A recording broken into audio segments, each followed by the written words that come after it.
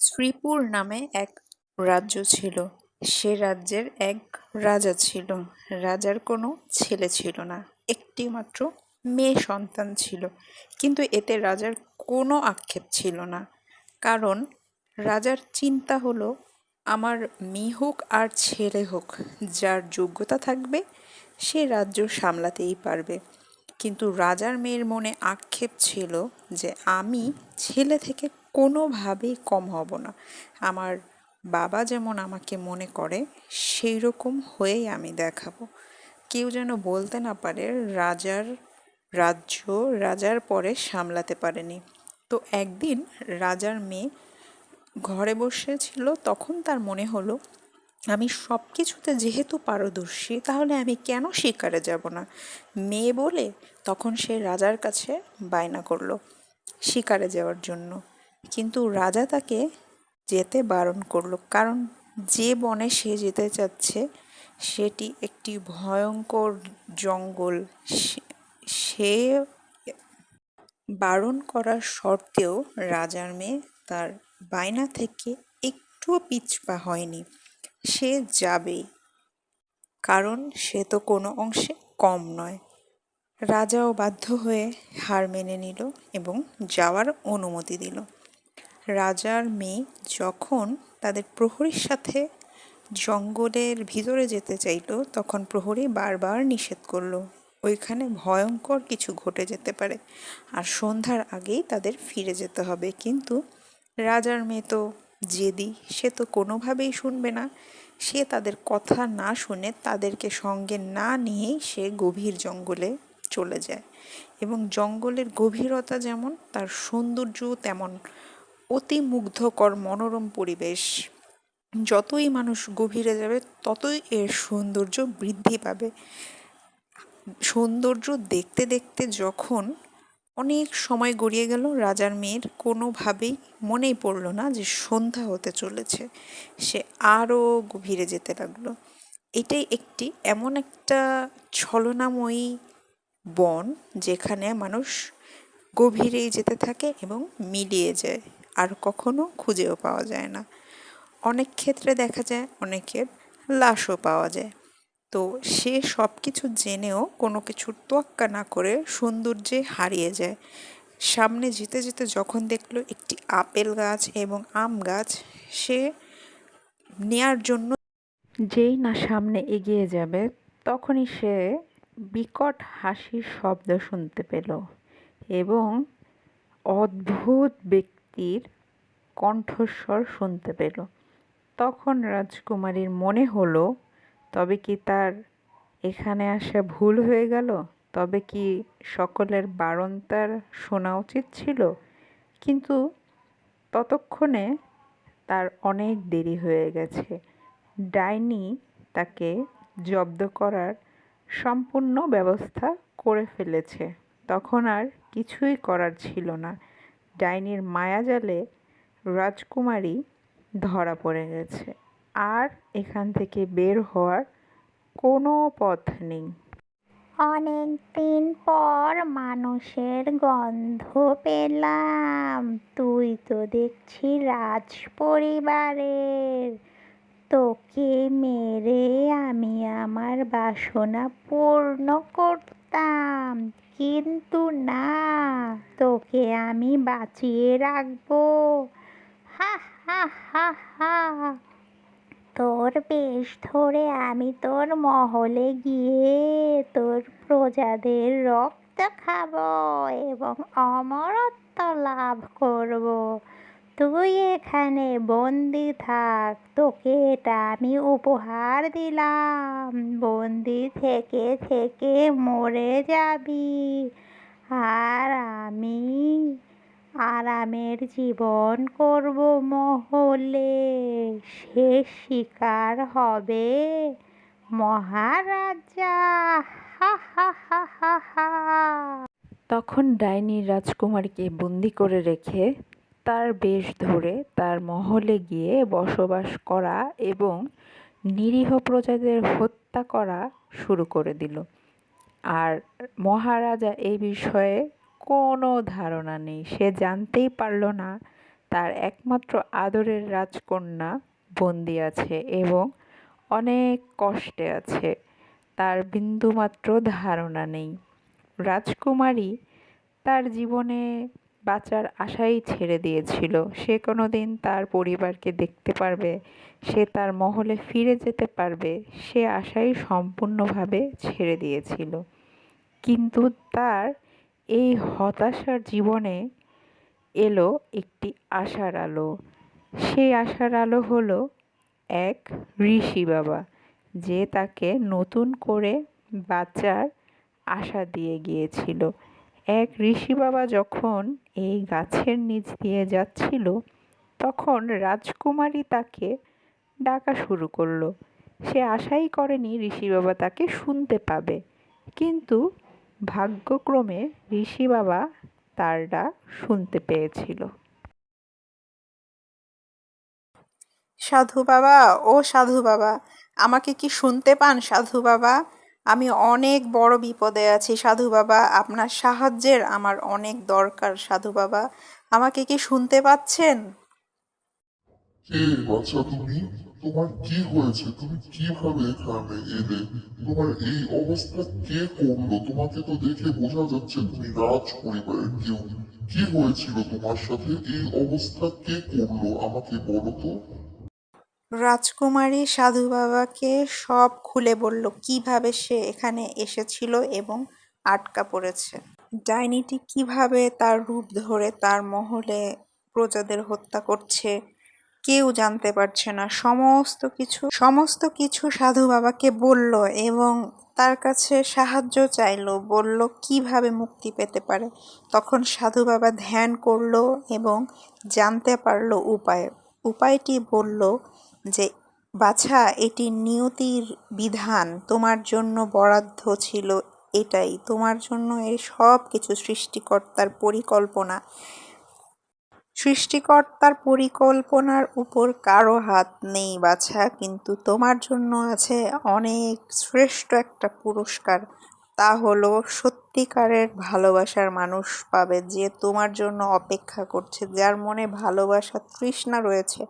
এমন কেউ এসে যখনই এই গাছের নিচে দাঁড়াবে, তখন তুমি ডাইনির ছলনাময়ী জাল থেকে তুমি মুক্তি পাবে বাছা। তুমি চিন্তা করো না, তুমি অপেক্ষা করো।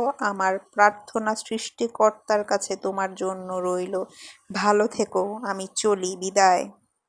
এই বলে সাধু বাবা বিদায় নিল এবং রাজকুমারীকে একটা আশার আলো দেখিয়ে দিল। রাজকুমারী অপেক্ষায় রইল, কবে তার মুক্তির দিন আসবে, কবে তার সেই ভালোবাসার মানুষকে পাবে, আর কবে তার রাজ্যকে এই ডাইনির হাত থেকে মুক্ত করতে পারবে। সেই অপেক্ষায় সে দিন গুনছিল। খুব শীঘ্রই তার অপেক্ষার অবসান হবে, কারণ তার ভালোবাসার মানুষটিও ঠিক ভালোবাসার তৃষ্ণায় ভুগছে, তাই শীঘ্রই তাদের দেখা হবে। এদিকে ডাইনি তার তাণ্ডব চালিয়ে যাচ্ছে, নিরীহ প্রজাদের হত্যা করে যাচ্ছে। কেউ জানতেই পারছে না রাজকুমারীর বেশে ডাইনি এইসব করে যাচ্ছে। বাঁচাও, বাঁচাও, বাঁচাও, বাঁচাও, বাঁচাও! এই ডাইনি আমাকে মেরে ফেলবে, আমাকে শেষ করে ফেলবে, আমাকে হত্যা করে ফেলবে। কে কোথায় আছো? এই ডাইনি আমাকে মেরে ফেলবে, বাঁচাও! এত দৌড়াচ্ছি তবু কেন পথ শেষ হচ্ছে না? পালাবি কোথায়? পালানোর কোনো পথ নেই। দৌড়া, দৌড়া! হা, হা, হা, হা, হা। দৌড়া! হা, হা, হা। আমার এতদিনের বাসনা পূরণ হলো। রাজার মেয়ের রূপ ধরে আমি আমার শিকার করব। হা হা! কেউ সন্দেহ করতে পারবে না, আর ধরতেও পারবে না। আমার এতদিনের অমর হওয়ার স্বপ্ন এবার বুঝি পূরণ হলো। এত হত্যার খবর পেয়ে রাজা চিন্তিত হয়ে গেল। কি হচ্ছে এসব তার রাজ্যে? সে বুঝতেই পারছে না কে করছে, কারা করছে, তার নিরীহ প্রজাদের এইভাবে হত্যা কে করছে। সে হত্যাকারীকে খুঁজে বের করার জন্য তার প্রহরীদের নির্দেশ দিল এবং যত দ্রুত সম্ভব তাকে খুঁজে বের করার আদেশ দিল। কি হচ্ছে এসব আমার রাজ্যে? এত হত্যা কে করছে? আমার প্রজাদের নির্মম ভাবে এভাবে হত্যা করছে কে? কোন ডাইনি এলো এই রাজ্যে? খোঁজ নাও প্রহরী, খোঁজ নাও। আগে মহারাজা, আমরা আমরা সম্পূর্ণ চেষ্টা করছি, আমাদের সর্বোচ্চ লোক দিয়ে সমস্ত যত গুপ্তচর আছে তাদের সবাইকে দিয়ে চেষ্টা করছি, কিন্তু কোনোভাবে জানতে পারছি না কে করছে, কোত্থেকে সেই সব করছে। আমরা আমরা কিছুই বুঝতে পারছি না মহারাজা। আমাদের আরো কিছুদিন সময় দিন, আমরা আমরা সব কিছু খবর নিয়ে আপনাকে জানাবো মহারাজা। আমাদের একটু সময় দিন, একটু সময় দিন। মেহেরপুর নামের একটি রাজ্য ছিল, যেই রাজ্যের রাজার মৃত্যুটা অত্যন্ত অনাকাঙ্ক্ষিতই হয়েছিল। শিকারে গিয়ে কিভাবে তার মৃত্যু হয়েছে আদৌ কেউ বলতে পারে না। তার সাথে থাকা সিপাহী এবং তার ঘোড়াটাকেও হত্যা করা হয়েছিল নির্মমভাবে। তার পরিবার আদৌ বলতে পারে না কেন তার মৃত্যু হয়েছিল। এই রাজার একটিমাত্র ছেলে আছে, যে বর্তমানে রাজা। রাজার মনে অনেক কষ্ট, কেন তার বাবা মারা গেল, কী জন্য, কোন অপরাধে তাকে মারা হয়েছিল, কে মেরেছিল তাকে, এই প্রতিশোধ নিতেই হবে। এই বিষয়টি তাকে সব সময় কুরে কুরে খায়। তার এত কিছু থাকা সত্ত্বেও তার এই কষ্ট তাকে বারবার কষ্ট দেয়। তখন সে সিদ্ধান্ত নেয় সে যাবে সেই জঙ্গলে। কি হয়েছিল রহস্যের উদ্ঘাটন করবে, যেই ভাবা সেই কাজ। যেতে যেতে গভীর জঙ্গলে যখন পৌঁছলো তখন সে দিক হারিয়ে ফেলল। কি করবে, কোন দিক যাবে বুঝতে না পেরে কোনো একদিক ঘোড়াটিকে নির্দিষ্ট নির্দিষ্ট কোনো দিক না দিয়েই চলেই যাচ্ছে। হঠাৎ করে মনে হচ্ছে আবহাওয়াটা পরিবর্তন হতে শুরু করলো, কেমন যেন হতে লাগলো পরিবেশটা। আর হঠাৎ করে ঘোড়াটা তাকে ফেলে এমন দৌড় দিল, পাগলের মতো হয়ে গেল, অস্থির হয়ে গেল, কি হয়ে গেল বুঝতে পারছে না। আর রাজা বারবার উঠে দাঁড়ানো সত্ত্বেও পড়ে যাচ্ছে, মানে স্থির হয়ে দাঁড়াতেই পারছে না। সে একটু ভয় পেয়ে গেল, কি হচ্ছে তার সাথে এসব। সে একটু চিন্তিত হয়ে গেল এবং ঘোড়ার দিকে ছুটতে লাগলো। ঘোড়াটিকে হঠাৎ করে দেখলো শান্ত হয়ে গেল গাছের নিচে। সে পরিবেশটির দিকে তাকিয়ে অত্যন্ত অবাক হলো, এত সুন্দর পরিবেশ এই জঙ্গলের মাঝে কিভাবে আছে। জনমানবহীন এই জায়গাতে এত সুন্দর পরিবেশ কি করে হয়। সে অত্যন্ত চিন্তায় পড়ে গেল এবং আশেপাশে লক্ষ্য করতে লাগলো পরিবেশটা অত্যন্ত শান্ত শিষ্ট, কিন্তু যতটাই শান্তশিষ্ট সুন্দর ততটাই ভয়ঙ্কর এই পরিবেশ। রাজকুমারের মনে হতে লাগলো কে যেন তাকে ডাকছে, আকুতি মিনতি করছে, তাকে বারবার ডাকছে, বলছে আমাকে কি শুনতে পাও। সে তার মনের ভুল হিসেবেই ধরে নিল, কিন্তু পরবর্তীতে সে দেখতে পেল সত্যি গাছের উপরে রাজকুমারীর মতো দেখতে একজন তাকে ডাকছে। কিন্তু তার মনে একটু ভয়ও কাজ করলো যে এ কি সে ডাইনি কিনা। সে একটু স্থির হয়ে গেল, আর তার মাঝেই ঘটে গেল একটি ঘটনা। রাজকুমারী তার বাঁধন থেকে মুক্তি পেতে শুরু করলো এবং রাজপুত্রের দিকে এগিয়ে যেতে থাকলো, তার কাছে আসতে থাকলো। রাজকুমার, রাজকুমার, আমাকে কি শুনতে পাচ্ছ রাজকুমার? তুমি কি আমার সেই ভালোবাসা যার জন্য আমি এত অপেক্ষা করছিলাম? হ্যাঁ, তুমিই তো সেই, যার জন্য আমার এত প্রতীক্ষা। তোমার জন্যই আমি অপেক্ষা করছিলাম রাজকুমার। তুমি কি আমার খোঁজেই এসেছো তবে? কে কে তুমি? কি তোমার পরিচয়? তুমি কি সেই ডাইনি? তুই কি সেই শয়তান ডাইনি যে আমার বাবাকে হত্যা করেছিস, যার জন্য আমি এইখানে এসেছি? আজ তোর একদিন কি আমার একদিন কি, আজ তোকে আমি হত্যা করে আমি আমার বাবার হত্যার প্রতিশোধ নেব। তুই তবে সেই ডাইনি, রাক্ষসী ডাইনি, আজকে তোর জীবনের শেষ দিন, তুই আমার হাত থেকে কোনোভাবে বেঁচে ফিরতে পারবি না। দাঁড়া, আজকেই তোকে আমি হত্যা করব। ভয় নেই রাজকুমার, ভয় নেই। আমি কোনো ডাইনি নই, আমি মানুষ। আমি ডাইনিরই এক চক্রান্তে পড়ে এখানে বন্দি ছিলাম। আমি তোমার জন্যই অপেক্ষা করছিলাম, তবে তুমিই আমার সেই ভালোবাসা, যে ভালোবাসা আমার ভালোবাসার প্রতীক্ষায় আছে।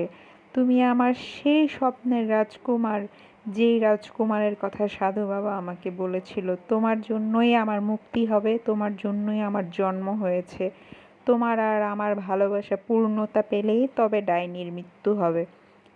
আমরা যখন একত্রিত হব তখনই এই ঘটনার চূড়ান্ত হবে। তখন রাজকুমারী রাজপুত্রকে সমস্ত ঘটনা খুলে বলল। তার এই অবস্থা কি করে হলো, সে এখানে কিভাবে এলো।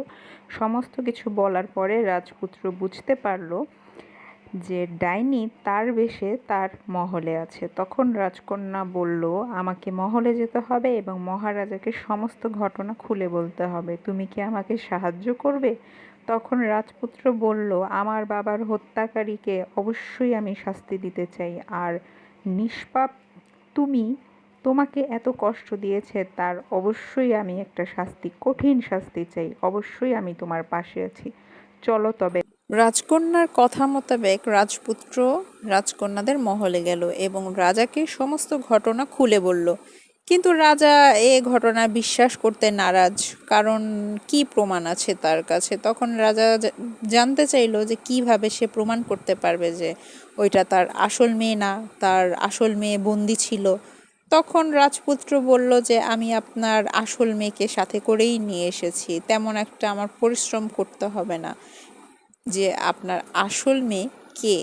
কিন্তু রাজা তাতেও বিশ্বাস করতে চাইছে না যে এ কোন বহুরূপী এসে হাজির হলো। তখন রাজকন্যা বলল ঋষি বাবা, মানে সেই সাধু বাবাকে খবর দিতে, যেই সাধু বাবা তাকে সমাধান বলেছিল। তখন রাজা বলল ঠিক আছে, সেই সাধু বাবাকে আনবো, যদি প্রমাণ হয় তাহলে তো বেঁচে গেলে, কিন্তু যদি মিথ্যা প্রমাণিত হয় তবে তোমার জন্য কঠিন শাস্তি বরাদ্দ আছে, তার জন্য প্রস্তুত থেকো।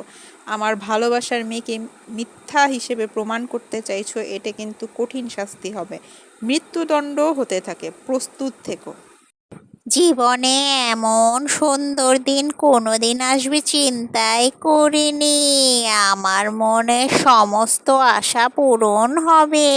এত সুন্দর মহলে বাস করে আমি আমার সমস্ত স্বীকার করব, কেউ টেরও পাবে না। একদিন এই রাজ্য, এই মহল আমার হবে, আমি রাজত্ব করব, আমার শেষ শিকার হবে রাজা। অনেক দিন নিজের আসল রূপে আসি না, আজকে আসতেই হবে। যেই না ডাইনি তার আসল রূপে আসলো, তখনই রাজা, রাজকন্যা, রাজপুত্র এবং সাধু বাবা তার আসল রূপ দেখতে পেল। এবং সাধু বাবা মন্ত্র পড়তে শুরু করলো আর ডাইনি হাসতে শুরু করলো আর বলল, আমার কিছুই করতে পারবি না তোরা। কিন্তু যখন সাধু বাবা মন্ত্র গভীরভাবে পড়তে লাগলো, ধ্যান করতে লাগলো, তখন ডাইনি বুঝতে পারলো এই বুঝি আমার শেষ সময়। তখন ডাইনি দৌড়ে পালাতে লাগলো, কিন্তু কোনোভাবেই ডাইনি আর পালাতে পারছে না, সাধু বাবা তাকে জব্দ করে ফেলেছে। তো এভাবেই ডাইনির শেষ হয়ে যায় আর রাজপুত্রর দেয়া কথা পূর্ণতা পায়। যে কথা রাজকন্যাকে রাজপুত্র দিয়েছিল, তাকে বলেছিল যে তার বাবাকে সত্যতা জানাবে এবং তার রাজ্যকে ডাইনির হাত থেকে রক্ষা করবে, তারপর তাদের ভালোবাসার পূর্ণতা দিবে। রাজপুত্র তার কথা রেখেছে। রাজকন্যাকে সে নিয়ে আসে নিজের মহলে এবং বলতে থাকে, আজ থেকে এই মহল তোমার আর আমার ভালোবাসার মহল। যেই ভালোবাসার মহলটা তোমার শূন্যতায় শূন্য ছিল, আজ তোমাকে পেয়ে পূর্ণতা পেল আমার ভালোবাসা, যার জন্য আমার এত প্রতীক্ষা। তখন রাজকন্যা বলল, আমারও তোমার ভালোবাসার অপেক্ষা ছিল, যে ভালোবাসার জন্য আমি এত অপেক্ষা করেছি, ধৈর্য ধরেছি, তারপর আমি তোমাকে পেয়েছি। তখন তারা তাদের ভাব বিনিময় করতে লাগলো এবং তারা তাদের নতুন জীবন শুরু করলো। তারা বিবাহর মাধ্যমে তাদের ভালোবাসার পূর্ণতা দিল এবং সুখে শান্তিতে বসবাস করতে লাগলো। সো ভিউয়ার্স, গল্পটি কেমন লাগলো? যদি ভালো লেগে থাকে অবশ্যই লাইক এবং একটা কমেন্ট শেয়ার দেবেন। আর অবশ্যই চ্যানেলটিকে সাবস্ক্রাইব করবেন, কারণ একটা ভিডিও বানানোর জন্য অনেক পরিশ্রম করতে হয় বন্ধুরা। অবশ্যই একটা লাইক অ্যান্ড কমেন্ট করবেন। ধন্যবাদ। আর নতুন ভিডিও আগে পেতে অবশ্যই চ্যানেলটিকে সাবস্ক্রাইব করবেন।